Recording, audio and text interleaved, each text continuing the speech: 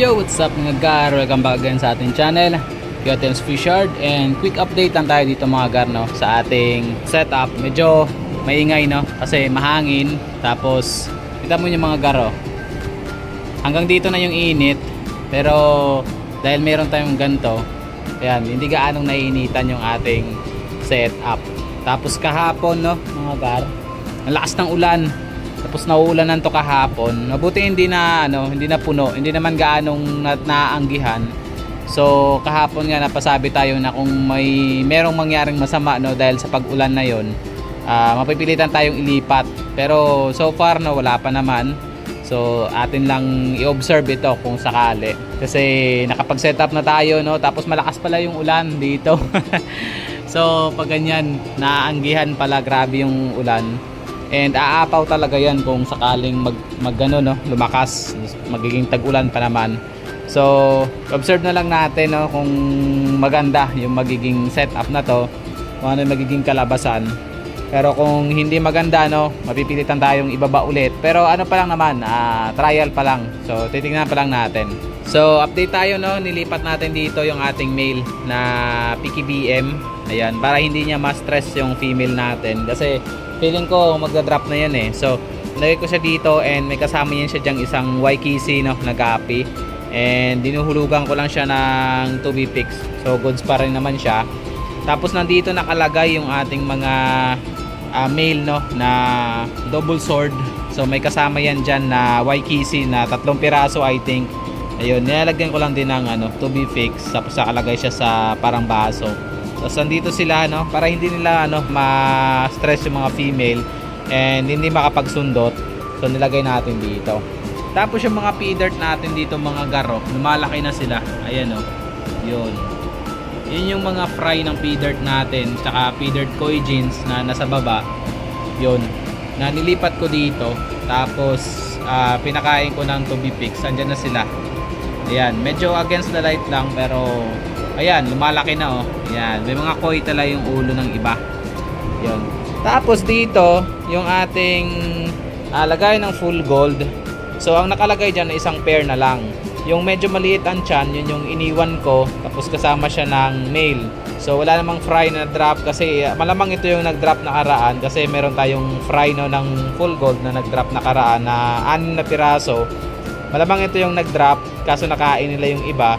So iniwan ko siya dyan kasama yung male. So siya yung ini-stress ng male dyan ngayon. Then ang mga iba niyan, no, andito, no, yung isa, yan nilalagyan ko lang ng 2B fix. Wala nang baso, bali nilalagyan ko lang ng ilang piraso na 2B fix. Tapos sinahayaan ko lang na ganyan na nakakalat. So nakakain lang din naman nila. Kagabi malaki yung nilagay ko dito and naubos na, no. So nilagyan ko ulit. Tapos ito yung ating PKBM na until now, no, hindi pa rin siya nagda-drop. So malaki na yung tiyan niya, eh, pero hindi pa siya nagda-drop. Siguro hindi pa ganun ka. Pero tinanggal ko na yung male para hindi ma-stress. Tsaka may mga bakante naman kasi nalagayan. So dyan na lang siya muna and masiba yan kumain. So ito sa susunod bibilang ko to ng lagayan na baso para yung mga 2B fix hindi kumalat. Yun. Tapos nandito yung mga female natin na double sword and may kasama siyang 2 male. Yun. So maganda yung male na yan, kaya yun yung iniwan ko para kung sakaling masundot, no, yung mga female, maganda yung makasundot. Yun. So lahat ng female nandito, tapos meron lang akong iniwan na 2. Ayun. Tapos ang dito, ito yung good news natin mga gar, no, yung nagkaroon ng resulta yung pag separate natin ng mga buntis, no, na full gold, para sakali talaga magka-fry talaga tayo. Ayun, daming fry mga garo. Ayan, ang daming fry. Yun, diba? Yun. So mamayang hapon, kasi medyo maligam-gam yung tubig dito, medyo mainit yung space ay yung lugar dito. Mamayang hapon nililipat ko yan. So ibababa ko to para mapakain sila ng maayos. Doon ko to sa baba ilalagay. Tapos ang technique yun doon, pagka lumaki na, no, yung mga pwede na ibalik dito, pwede na sila sa 2B fix, saka ko ibabalik dito para mabomba siya ng 2B fix.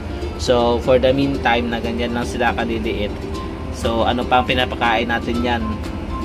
BBS, no, na frozen. Kasi yung ginagawa ko, nag-hatch ako ng maramihan, tapos i-frozen ko lang para hindi masayang. Kasi kinakain lang din naman nila. Yun. So yun yung papakain ko muna sa kanila. Kasama doon ang iba kong mga fry. So next video natin, no, silipin natin yung mga fry natin doon sa baba, yung setup natin. Kung ano yung mga setup natin doon. So ang dami niyang drop. Mga nasa ano siguro to, 30 or mahigit pa. Ayun, ang dami maliliit. Tapos may mga nakahiga pa doon sa ilalim. Ewan ko kung mga ano ba yun, kung mga premature. Yun. Sana wag niyang kainin. Pero nilagyan ko naman na siya ng Tubifix. Pag na-stress lang yan, magkain yan ng fry. So hanggang dito na lang yung video natin mga gar, no? Shout out sa lahat ng mga nanonood ng ating mga videos, sa lahat ng mga nag-subscribe at mga nagko-comment, no? Shout out sa inyo mga gar. And thank you sa pag-support, no, sa ating channel, Kuya Tens Fishard.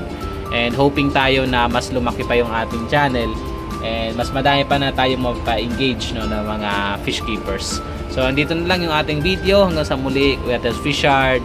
To God be the glory.